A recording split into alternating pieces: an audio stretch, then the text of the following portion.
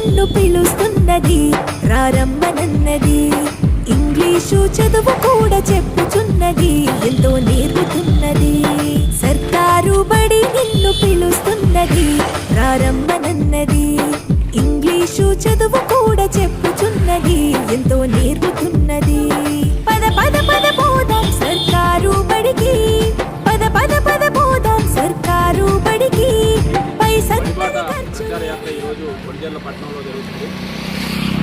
పట్టణంలోని తల్లిదండ్రులను కలిసి ప్రభుత్వ పాఠశాలలో లభించే సౌకర్యాలన్నీ వివరించి మీ పిల్లల్ని మీ ఊరి ప్రభుత్వ బడిలోనే చేర్పించండి అని వాళ్ళని చైతన్యపరిచేటటువంటి కార్యక్రమం జరుగుతూ ఉంది.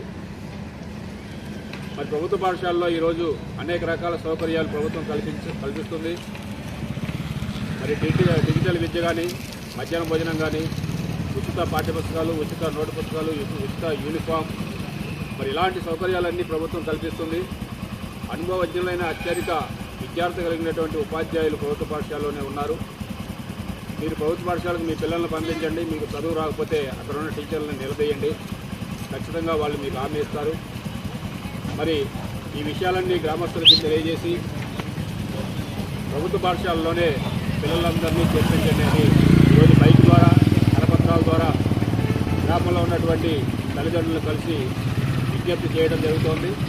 కాబట్టి వేలాది రూపాయలు ఖర్చు పెట్టుకొని ప్రభుత్వ పాఠశాలకి పంపించకుండా ప్రైవేటు పాఠశాలకు పంపిస్తున్నారు. అది మీకు కరెక్ట్ కాదు. మీ పిల్లల్ని ప్రభుత్వ పాఠశాలకు పంపించండి. చదువు రాకపోతే అక్కడ ఉన్న ఉపాధ్యాయులను అడగండి. మీకు ఖచ్చితంగా చదువు వస్తుంది. ప్రభుత్వం కూడా అనేక రకాల సౌకర్యాలు కల్పిస్తుంది. ఇదివరకు ఉన్నట్టు ప్రభుత్వ పాఠశాలలు లేవండి. ప్రతి తరగతి గదికి 4 ఫ్యాన్లు, 4 ట్యూబ్ లైట్లు, మన ఊరు మనబడి ఏఎంపీసీ ద్వారా ప్రభుత్వ పాఠశాలను అభివృద్ధి చేసింది. అదేవిధంగా అనేక రకాల మౌలిక సదుపాయాలు కల్పించింది. ఉపాధ్యాయుల్ని నియమించింది. ఇవన్నీ మీకోసమే చేస్తున్నారు. కాబట్టి మీ ఊర్లో ఉన్నటువంటి ప్రభుత్వ పాఠశాలలో మీ పిల్లలను చేర్పించవలసిందిగా మనవి చేస్తున్నాం. కదలమంటున్నది చదువు నేర్చిన నేల నిన్ను పరుగు పరుగునా కాపాడమన్నది సర్కారు బడి నేడు నిన్నుగన్న ఊరిలోనా కమ్మనైనా పిలుపు అక్షరాల పలుకు గొంతున దాగి ఉన్నా నీ భవిష్యత్తు